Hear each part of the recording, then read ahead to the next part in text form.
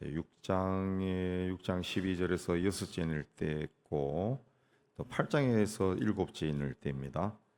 7장은 이제 그 사이에 삽입된 건데 이제 환란에 닥쳤을 때 성도들의 모습을 이제 어떠한가에 대해서 설명한 겁니다.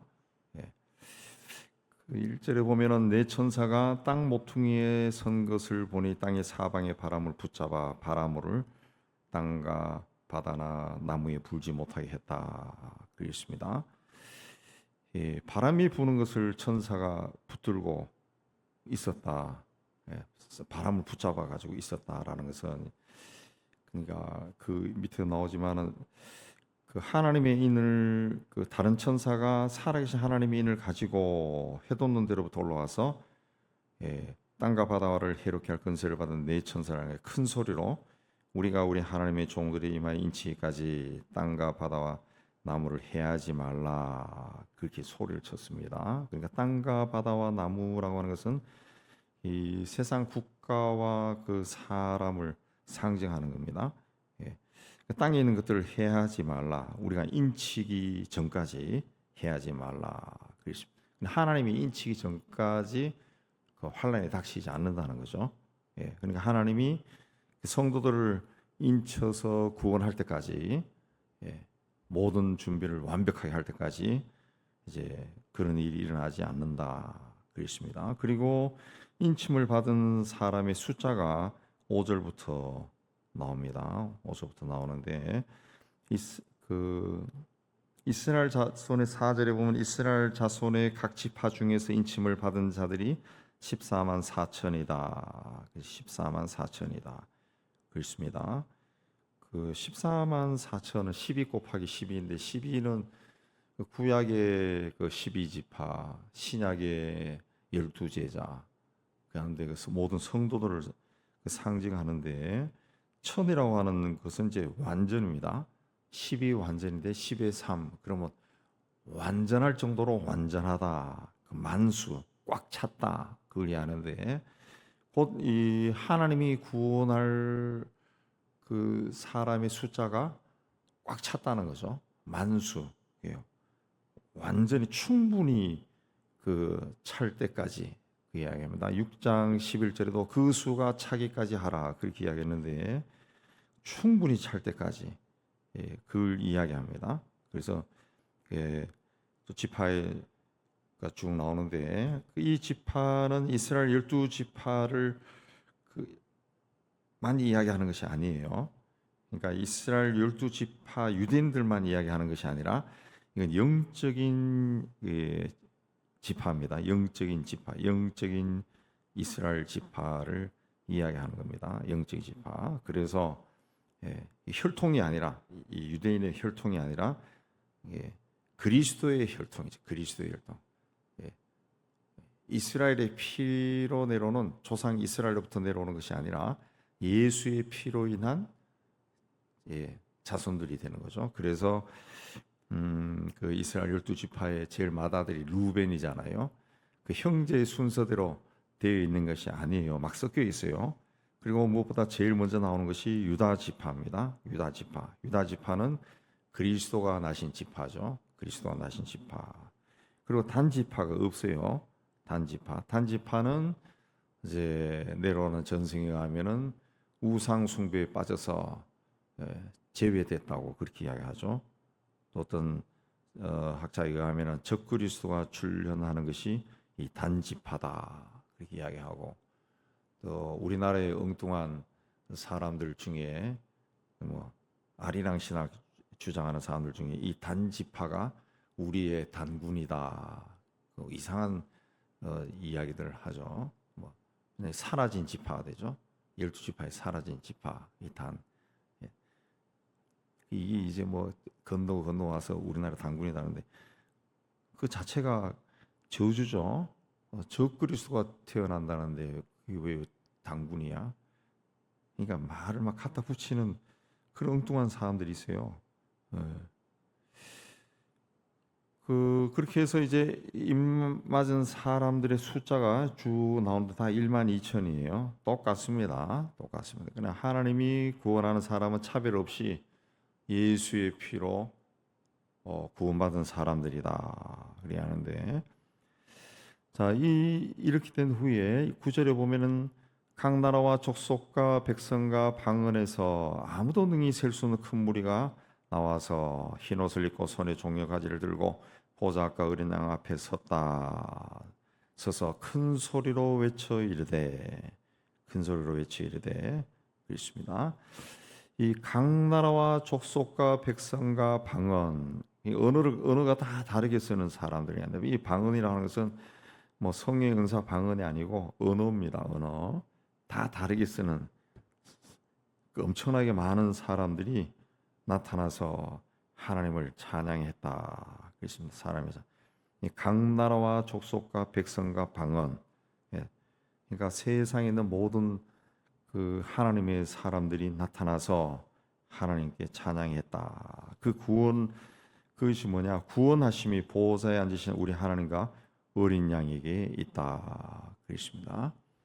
그러니까 하늘에서 굉장히 많은 사람들이 이렇게 하나님과 주님을 찬양했다. 그렇습니다. 주님을 찬양했다.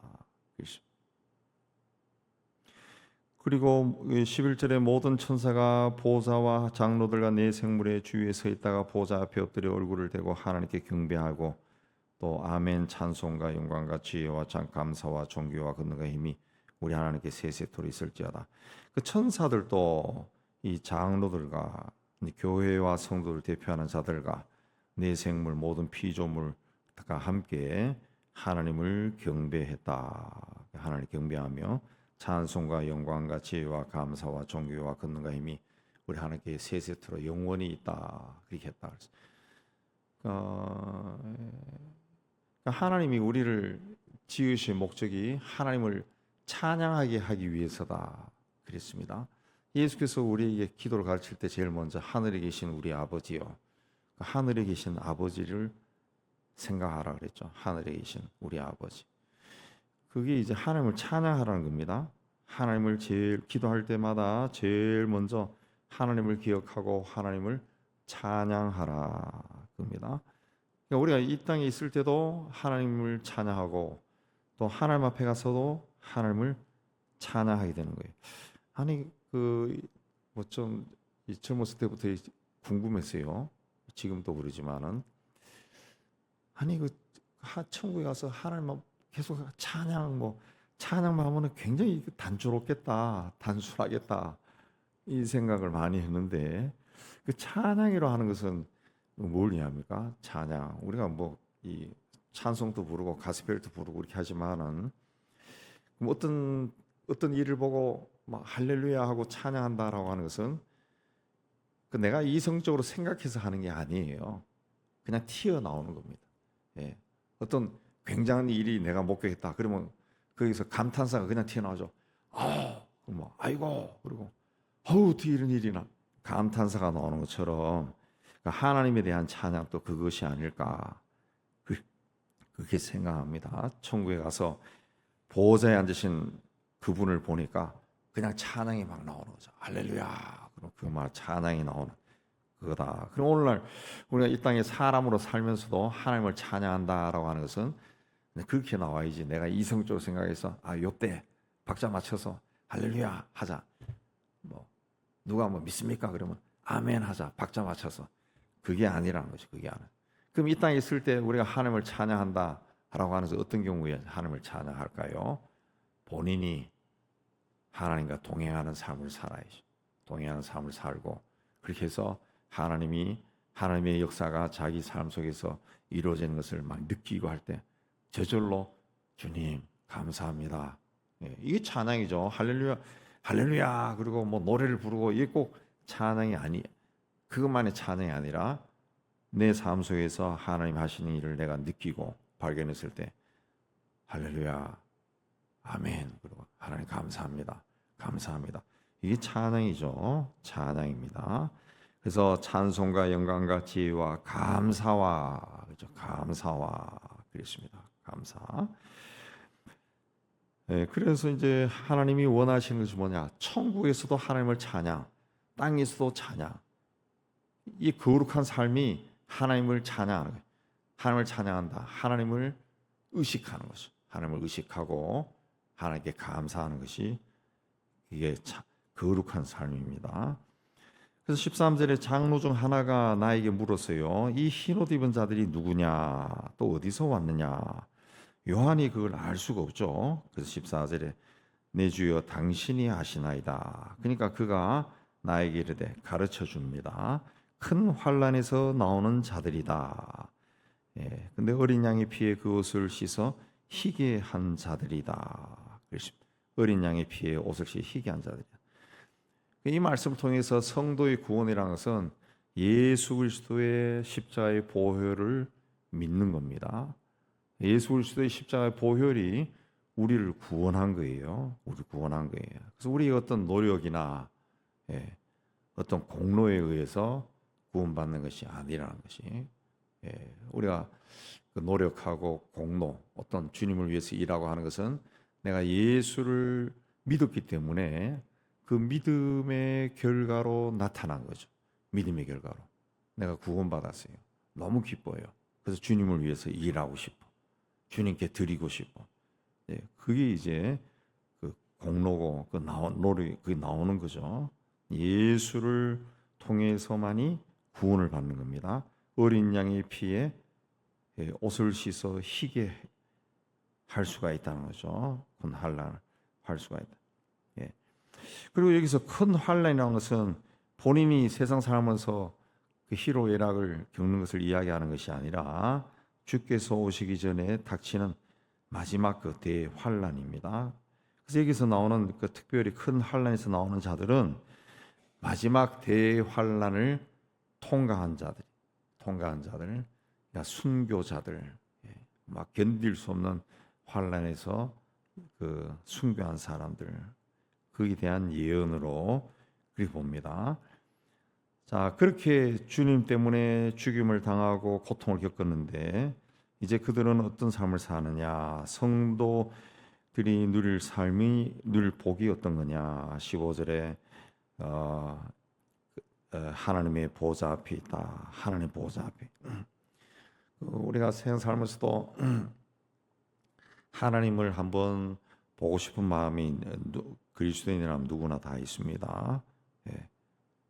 저도 젊은 시절에 한 번만 보여달라고 그럼 평생 충성하겠다고 그런 기도를 참 아주 담대하게 했어요. 본 적도 없지만은 그렇게 하나님 신앙이 깊어지면 하나님을 보고 싶어요. 사랑이죠, 사랑.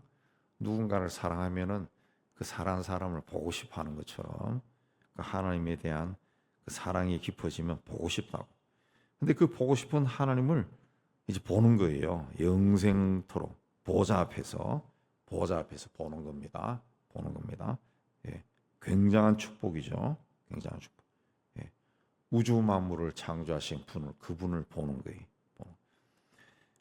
그러니까 예수님 시대에 그 예수님을 제자뿐만 아니라 예수님을 보고 살았던 사람들은 그 어떻게 보면은 인류 역사상 제일 큰 복을 받은 사람이죠. 물론 예수님을 따라다닌 사람들이 한해서지만 그런 복이 없죠. 그런 복이 없어요. 그리고 성전에서 밤낮 하나님을 섬긴다 그랬습니다. 성전에서 하나님을 섬긴다. 하나님이 눈에 보여요. 근데 그 하나님을 섬겨요. 얼마나 기쁘겠습니까? 보이지 않는 하나님을 위해서도 우리가 하나님의 세운 교회를 섬기고 하나님의 말씀에 따라 이웃을 섬기고 막 그렇게 하는데 눈에 보이는 하나님을 섬깁니다. 그리고 보좌에 앉으신 하나님이 그들 위해 장막을 쳐서 다시는 줄이지도 않고 목마르지도 않고 해나 아무 뜨거운 기운에 상하지도 않는다 그랬습니다. 그 세상에서 당하게 되는 겪는 모든 것들 그런 것이 이제 천상에는 없다 그랬습니다. 천상에는 없다 그랬습니다. 그리고 어린 양이 그들의 목자가 된다. 어린 양이 목자가 된다. 지금도 목자죠. 목자지만 천국에서는 눈에 보이는 목자로서 우리의 길을 인도하신다. 그리고 그분이 생명샘 샘으로 인도해서 그들의 눈에서 모든 눈물을 씻어주시고, 생명샘에서 눈물을 씻어준다. 생명의 그 물로 씻어준다는 거죠. 눈에 눈물 씻겨준다. 이제 거기서는 이제 어떤 해로운 일이나 눈물을 흘리는 그런 일이 없다는 거죠. 이런 복이 성도들에게 있다. 그래서 성도들이 왜 이런 복이 성도들에게 있느냐? 보좌 가운데 계신 어린 양이 우리의 목자가 되어서 생명수 샘으로 인도하기 때문에 그렇습니다. 주님이 우리를 인도하신다. 그렇습니다. 그래서 우리가 이 땅에 살 때도 주님의 인도함을 받아야 돼요. 주님의 인도함을 받기 위해서는 그분이 이미 내가 예수를 믿는 순간 하나님의 영으로 성령으로 내 안에 들어오셔서 나와 임마누엘 하신 임마누엘 나와 늘 함께 계십니다. 함께 계세요. 그러니까 하나님은 멀리 계셔서 우리의 소리를 듣지 못하는 분이 아니에요. 그래서 막 바락바락 막 소리 안 질러도 된다. 우리 한국 교인들이 한이 많아가지고 복음이 처음에 전해졌을 때부터 막 소리를 지르고 기도하는 게 습관이 되는데 그래야 뭔가 시원해진다. 근데 물론 소리 지르면서 기도하는 거 중요합니다. 시편에도 소리 질러 기도하라 그랬으니까 기도하는 거예요. 그러니까 그 선교사들이 기록에도 그게 나와요. 처음에 선교사가 기도합시다. 그러니까 하나같이 소리를 지르더래. 소리를. 근데 가만히 들어보니까 이 인간이 저지를 수 있는 아주 참혹한 죄를 다 고백하더라는 거지. 그래서 그 뭡니까? 그 한이 많았다는 거지. 한이 많았다. 첩살이 하는 것도 고백하고, 하여튼 인간이 할 수 있는 모든 죄악을 고백해서 선교사가 옆에 다 놀랬다는 그런 기록도 나와요. 우리 한민족이 굉장히 상처가 있습니다. 그 상처를 밖으로 드러내지 않을 뿐이지, 점잖만 뺄 뿐이지, 유교의 영향으로 상처가 굉장히 많아요. 그래서 소리 지르면서 하는 것이 습관이 되는데, 물론 소리 질러서 기도하는 것도 중요합니다. 그러나 보다 더 중요한 것은 임마누엘로 이미 우리 안에 계신 하나님, 이 하나님 주님을 좀 느껴야 돼요. 느껴야 돼. 우리가 그런 훈련이 안 돼 있어요. 나와 함께 하시는 하나님, 주님, 나와 동행하시는 그 주님, 그 주님과 이 이야기하는 훈련이 돼야 돼. 조곤조곤 이야기하는, 조곤조곤 속으로도 이야기하고. 이미 주님은 우리의 목자라 그랬어요. 목자, 선한 목자로 우리의 삶을 인도하십니다. 지금 옆에 계신 나와 옆에 계신 게 아니라 나와 함께 하는 거죠. 함께 나와 일체가 되어 있는 거예요. 그 주님이, 그 주님을 내가 온몸으로 또 의식으로 느껴야 됩니다. 그래야 내가 주님과 하나가 되고 주님이 나와 하나가 되는 거예요. 이런 것들을 자꾸 좀 자기가 찾아야 됩니다. 이렇게 그 방법이 없어요. 이렇게 하세요가 아니라 본인이 자꾸 느껴야지. 주님이 나와 함께 하시고 임마누엘 함께 하시고 내 안에 계시구나. 이걸 자꾸 하면서 이제 그 주님과 상의해야죠. 주님, 이걸 지금 하려고 하는데 어떻게 하면 좋을까요? 그래서 자꾸 상의하는 것이 훈련이 돼. 그렇게 이제 내 삶을, 평생의 삶을 인도하시다가 그분이 내가 천국에 가면은 이제 눈으로 보는 거죠. 눈으로. 아, 이분이구나. 눈으로 보는 거죠. 그러니까 굉장히 기쁘겠죠. 아, 주님 반갑습니다. 이제 눈으로 보니까 서로 얼마나 반갑. 근데 거기서 이제 할렐루야가 나오는 거죠. 할렐루야가 나오는 겁니다. 그러니까 우리는 이미 주님이 임마누엘로 우리와 함께 하신다라는 것을 믿음으로 고백하고, 이 세상에서 어딜 가거나 무슨 일을 만나거나 그 주님과 상의해야 됩니다. 상의해야 돼요. 주님은 멀리 계셔서 내가 기도원에 버스 타고 가서 그 산꼭대기에 올라가서 외쳐야 아이고 이제 올라왔네 자식아 내 오래 기다렸다, 그런 주님이 아니라고. 아니에요. 그래서 제가 이쪽에도 방을 만들어 놨어요. 꼭 기도원 가고 싶으면 들어가서 소리 지르라고. 소리 질러도 되지만은 보다 중요한 것은 이미 나와 함께 하시는 그분을 느끼라는 거지. 그분을 느끼는. 그게 굉장히 중요한. 굉장히 중요한. 그걸 느껴도 눈물 콧물 다 나와요. 다 나오고, 예. 그분의 응답이 오고 다 와요. 다 와요. 예. 그렇게 해서 목자 되신 주님과 이 땅에서도 동행하시고 천국 가서는 눈으로 보고, 예, 할렐루야 하는 우리 모두가 되기를 주의 이름으로 축복합니다.